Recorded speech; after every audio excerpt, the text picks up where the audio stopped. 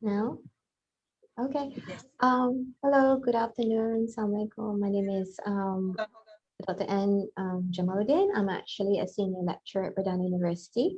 I'm also a registered counselor. At the same time, I'm also involved with Her Wellbeing Association Kuala Lumpur and Selangor. I'm actually the secretary of the association. So the whole reason we're doing this podcast today is to kind of in continuity of celebrating women in March and also World Health Day as well.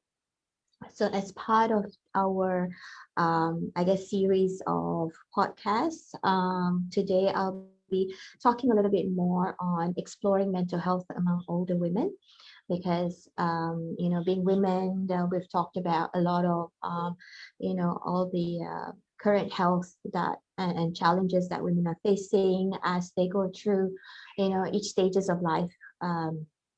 But sometimes we tend to forget about mental health and why is it important, especially for women and especially women who are growing older as we are reaching towards certain ages in our life as well. So, as an overview today, I'll talk a little bit about some background of mental health in women, the psychosocial stages in human development, and where does conflict comes into it, and how do women face with these challenges, and some of mainly issues dealing with older women, and some of the common mental health disorder that older women are facing or currently facing or will be facing. Okay. So in terms of, a bit of background on, for those who are not familiar, we know that women are living and surviving longer than men. Okay, if you look at statistics anywhere in the world globally, for example, in the US, the life expectancy of women is about 81 years old. And this is the statistics in 2017. I don't think it changed as much. But in Malaysia, based on some of the statistics that we've got in 2018, women here are actually expected to live up to 76 years old.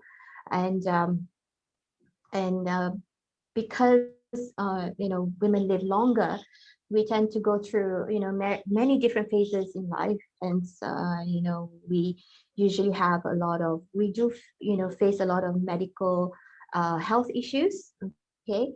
And most of the time mental health often is actually masking underneath our physical health, for example, hormonal changes, chronic illnesses such as hypertension, diabetes, and sometimes as we get older, obviously our thinking, our thoughts, the way the organically how our brain works, we often hit that age where we also have or will be in that early cognitive decline, which is our mental capacity also started to kind of regress as we grow older, like dementia or Alzheimer's. Okay, we tend to forget things as well.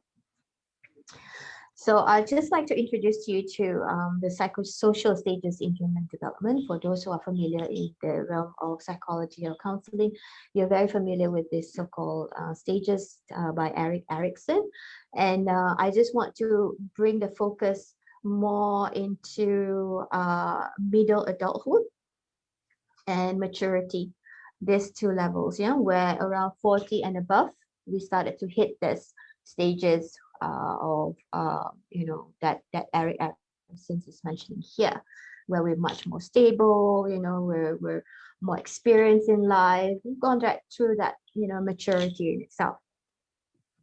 So if we look at this psychosocial development, what does this mean for women? Well, at the age of between 40 to 65, you're either becoming very you're progressing in life, where your career is maturing, you've reached that pinnacle of your life where if you're successful in career, you're well established, financially you're stable, and if you have a family, you have all your kids are grown up quite successfully, you've managed to build a good foundation for yourself, either as a single mature woman or as a family a woman. Okay. Either that, or you become static, where you're not moving anywhere in life. Like, for example, I'm just giving an example for like, if you stop working and you focus mainly to bringing up your children, and the focus has been like that since you stopped working in your early 30s or 20s. So you find that, okay, now that your children have grown up and you're left to have a lot of time on yourself, you don't know what would you want to do with your life right now. Yeah, focus is family is that, but your responsibility to take care of children has completed. So what are you going to do next? You kind of stop there. Or if you've worked for several years, and then you've retired at the age of, let's say, 55, and then you're just enjoying your retirement, but at the same time you feel like you're not um, you know doing something productive, for example, giving back to the society, do some volunteer work or things like that, to fill up that gap, or to fill like that time that you have. So, productivity versus stagnation. So this is kind of like the conflict that happens between 40 to 65 years age. So work and parenthood, and whether you're thinking more about self-care or taking care of yourself. So there's a lot of issues that can happen here for women who are, for example, living as a single parent, working and taking care of your children, or if you're a single woman, taking care of yourself, or maybe you start to take care of your your parents as well. Okay, because most of the time, being a single woman at that age, you tend to kind of responsibility to take care of your younger siblings, and then as they grow older, now it's like the responsibility to take care of your elderly parents as well.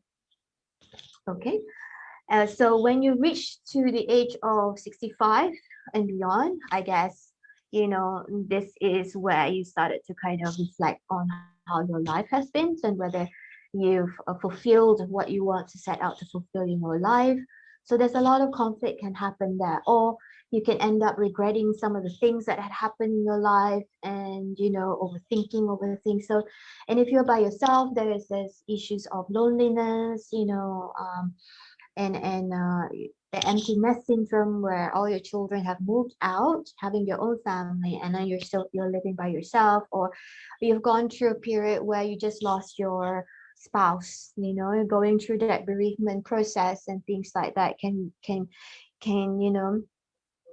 bring about a lot of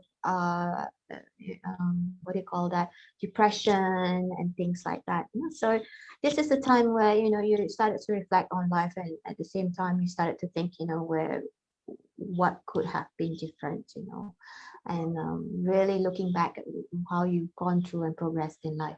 Okay, so this is where that wisdom comes into play as well. Depends on how you've gone through your life, past 65 years. Now let's moving on into mental health, or mental illness or mental health disorders among women. A lot of studies been done on this, and it shows that obviously, because of the life expectancy, women live longer. Women are more likely to experience some type of mood or anxiety type of disorders compared to men, and also a later stage of schizophrenic psychosis, when they started to hear things, hearing hallucinations and delusions, and that's at that age. And having panic symptoms, with agoraphobia and generalized anxiety disorders, worrying, excessive worry over things like, for example, not overthinking about when you go out of the house, whether you turn off the stove or not, or whether you lock the door or not. And this is much more prevalent if the woman is single, over 60 years old, and living by themselves. It's even more, I would say, safety issues is even more important, because we've heard about a lot of cases where single women, older single women living by themselves in a kampong or in their home, they're easily targeted by people who break into their house, and it's not just breaking into their house, it's also robbing them and then tying them up and putting them through a lot of trauma.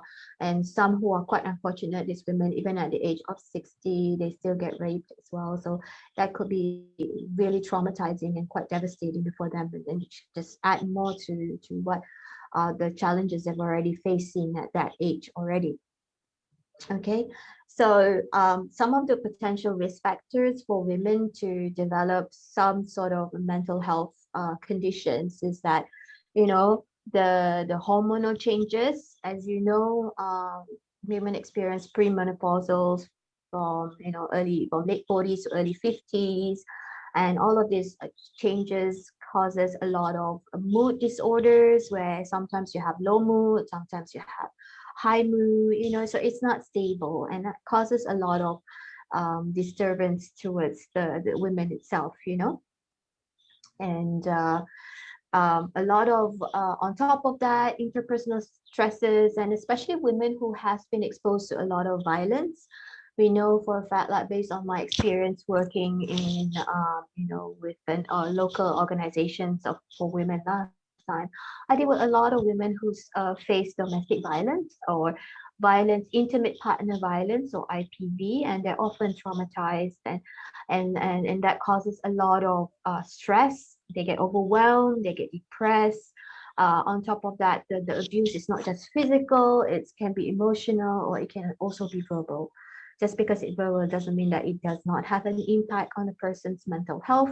And most of the time, these women felt helpless, hopeless, demotivated, like there's no point in life, and they tend to think about, you know, ending their life or started to hurt themselves. So it's quite devastating to think about all the cases that I've basically dealt with before. And there are some cases where, you know, at the age of 50, they end up divorced without a single cent in their pocket. The husband, you know, basically marrying someone else younger, and because they devoted their whole life to the husband's or the family's business, at the end of the day, the divorce did not give them any rights to any of the whatever that they have got together as a business partners per se, if there's no documentation, which brings in a lot of legal issues.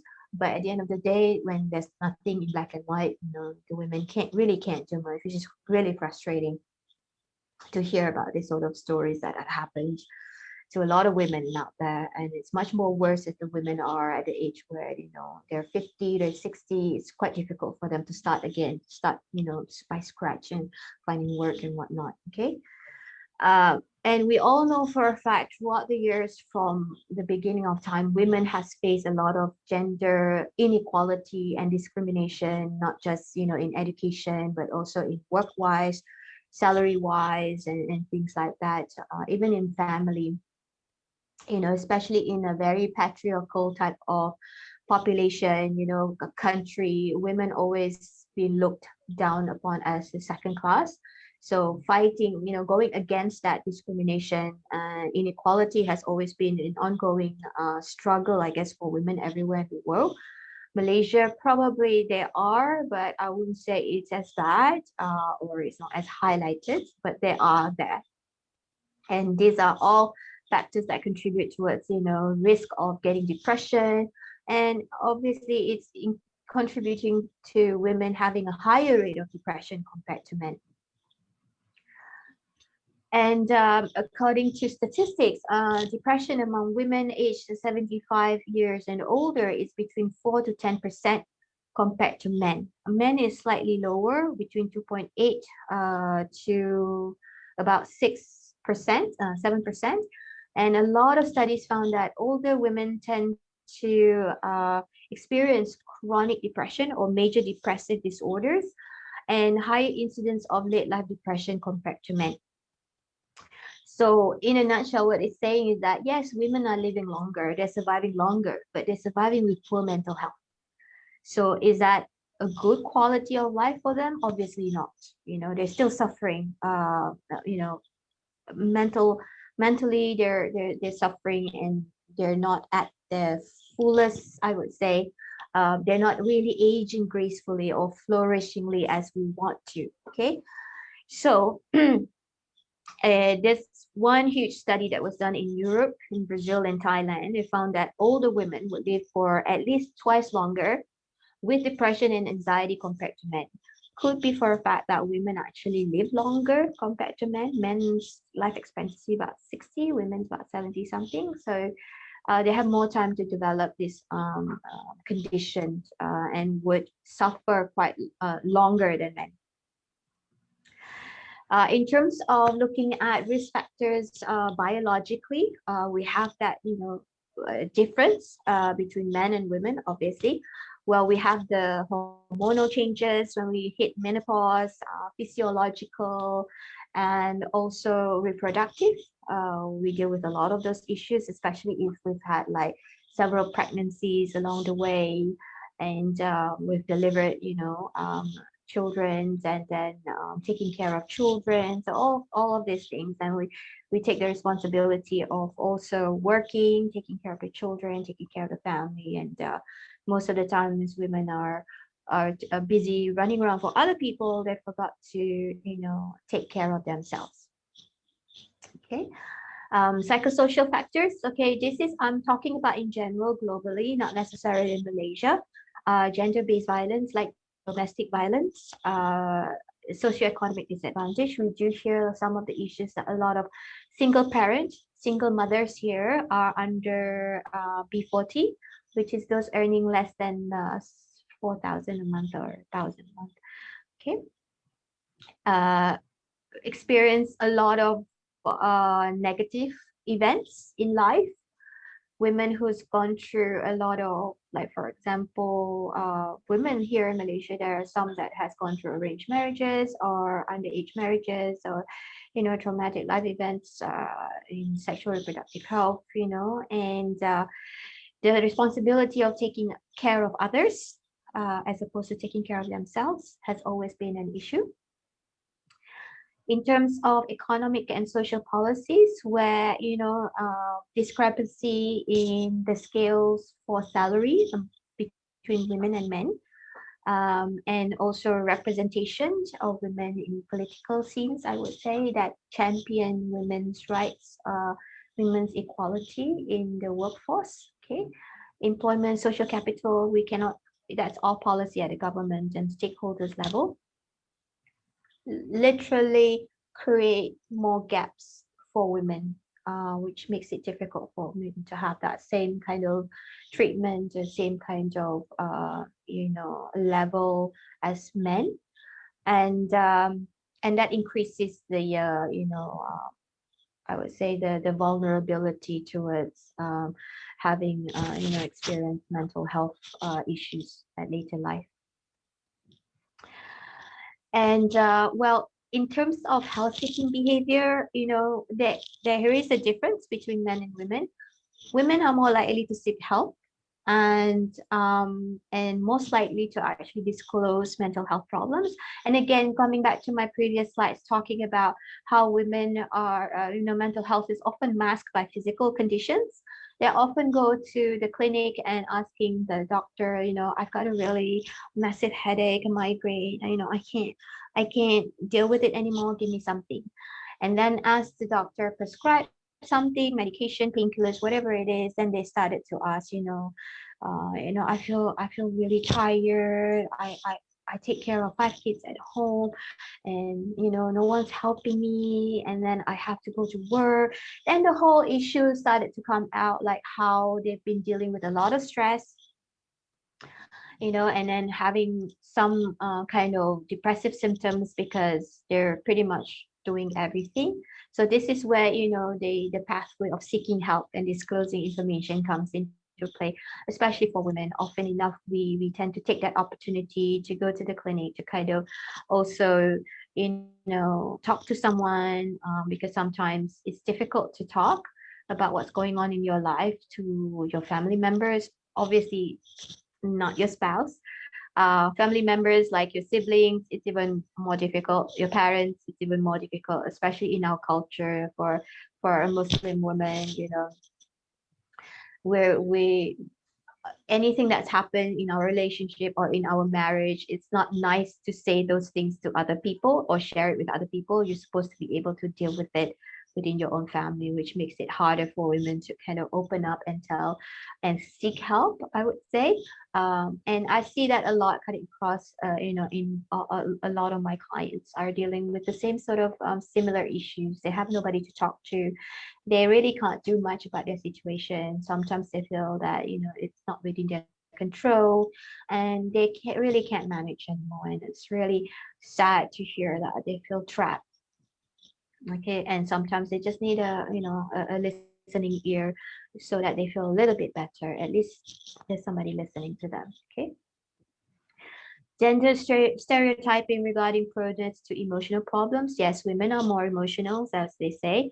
And based on the stigma and the constraint going along the stereotypes of women. And here mental health, I guess mental illness is still a lot of stigma going around, and people don't understand that stress is a mental health condition, and there's nothing wrong with seeking help. Actually, it's for you to empower and take control over your own health. So it's good to actually seek help for this, but we need to kind of create awareness and education about how important it's for us to take care of our mental health. Psychobiology and reproductive. Well, we talked about hormones, where women are more likely to have a vulnerability to develop anxiety and depressive disorders. Here is looking at serotonin levels may increase, and especially when going through a premenstrual phase, like other women, I experience this as well once a month. I feel really emotional. I feel like I'm very sensitive. Everything really gets to me. At that moment in time, I realized that, okay, this is that time of the month. I really need to kind of be more mindful of my family, of the things that I say and how I behave towards them. So best is to not, take it out on them, even though we don't feel comfortable, a lot of pains and things like that. So it's not a really nice feeling. Well, in terms of the psychiatric aspect of menopause, well, all women go through this unless you've got it a bit earlier. Okay. So in many cultures, menopause is considered as the end of womanhood. It affects about 70% of women approaching, menopause. And usually the typical menopause symptoms is hot flashes, night sweats, irregular periods, loss of libido, not interested in having sex, vaginal dryness, because of these changes in our hormonal level. Okay. So, knowing that we're going to go through this sort of phase in our life on top of all the external stresses that we're dealing with, that sometimes in accumulations, in our different stages in our life, what can we do? What can we do to make sure that as we grow older, as we get to that age, how can we best equip ourselves? Well, a few things that we can do. First is to kind of improve our coping skill strategies, where we are more engaging emotionally, or more engaging in terms of, psychologically, I would say. Like, for example, rather than, if somebody says something to you, rather than you're thinking like, oh, this person hates me, this person is thinking bad about me, I'm such an idiot, I don't know how to do my work. Like, for example, with your boss, you know, engage your boss and ask your boss, can I know what I did wrong? Clarify and communicate and address the issue that's causing all of this negative thoughts in your head. Because if you let your mind go wandering off, it's just going to be like into the rabbit hole. It never ends.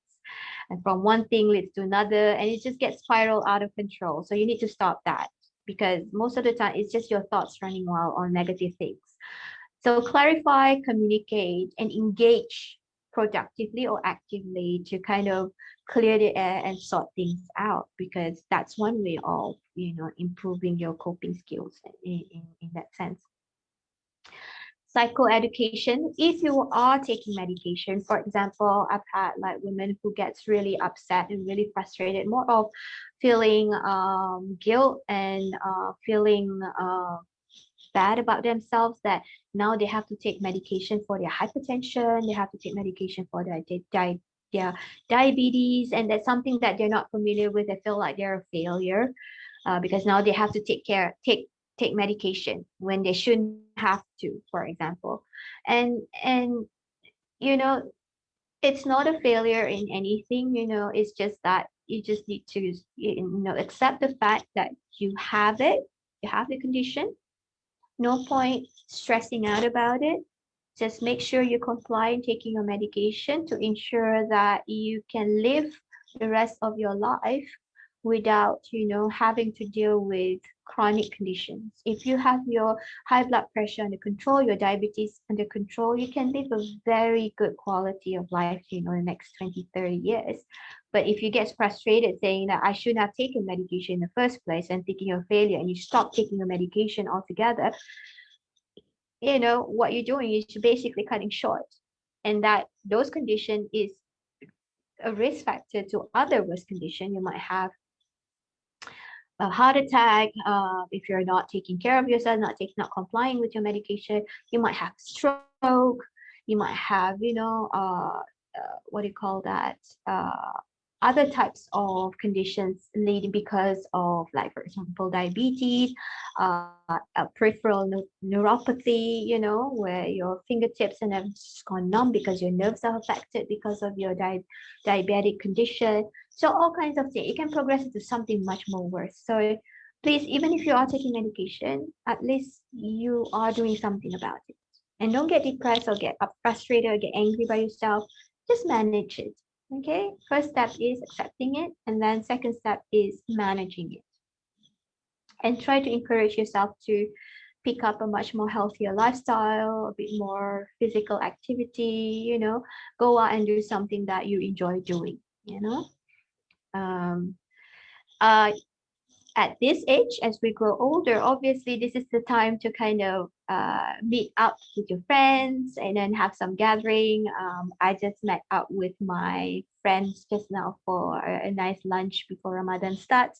It was really nice. I haven't seen them for quite a while. We were all in med school together back in 97 in Adelaide. It's so nice to see how everybody's doing, just having a good laugh about absolutely nothing. So it was really nice and it was really fun, and it's good to catch up with everybody. And this is something nice that we can do once in a while. There has been statistics studies shown that women who spend time with their girlfriends, I would say their friends, mates, friends are, actually have a better mental health condition. I mean, mental health compared to those who doesn't, because again, we are, as humans, we are a very social type of living being. It's very difficult if you're by yourself. Some people enjoy their time, their space.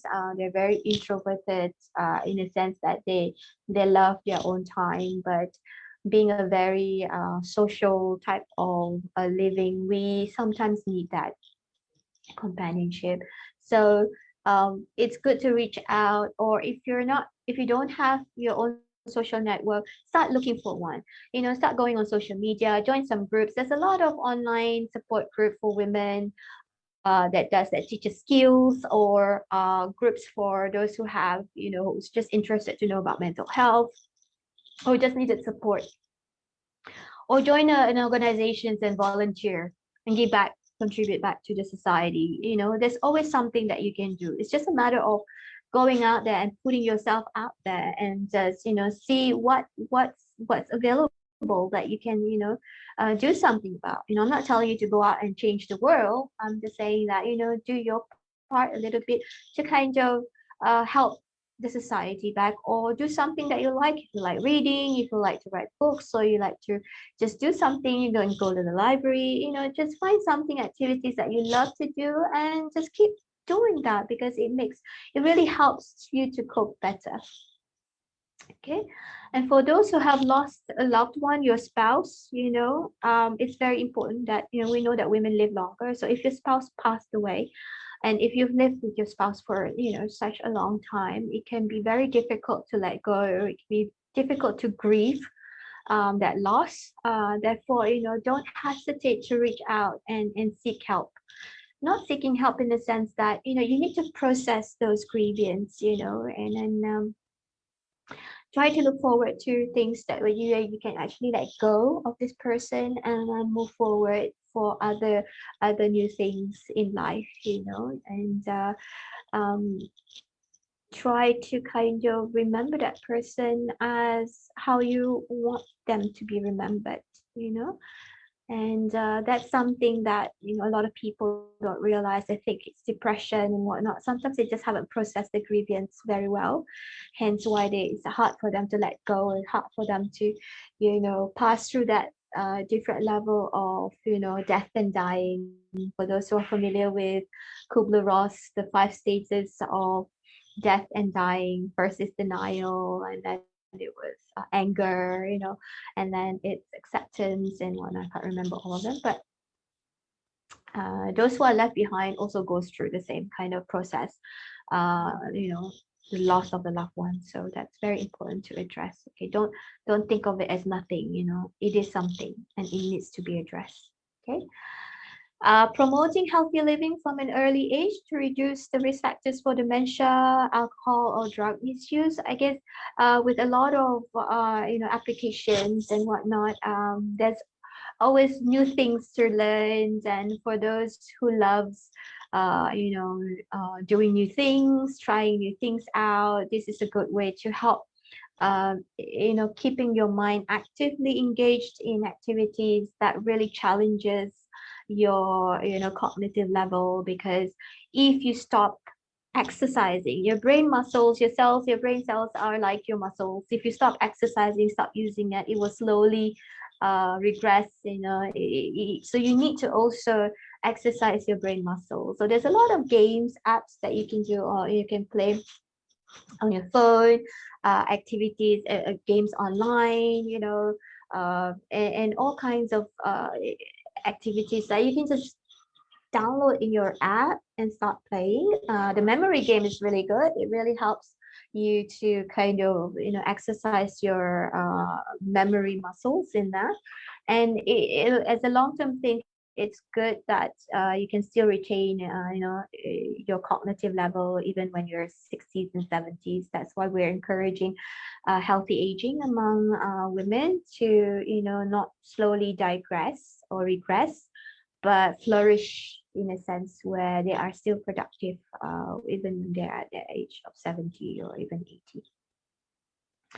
And that's pretty much it for my presentation today. I really appreciate those who are listening. And if there are any questions, you can drop it in the comments, and we will try to address those questions as much as possible.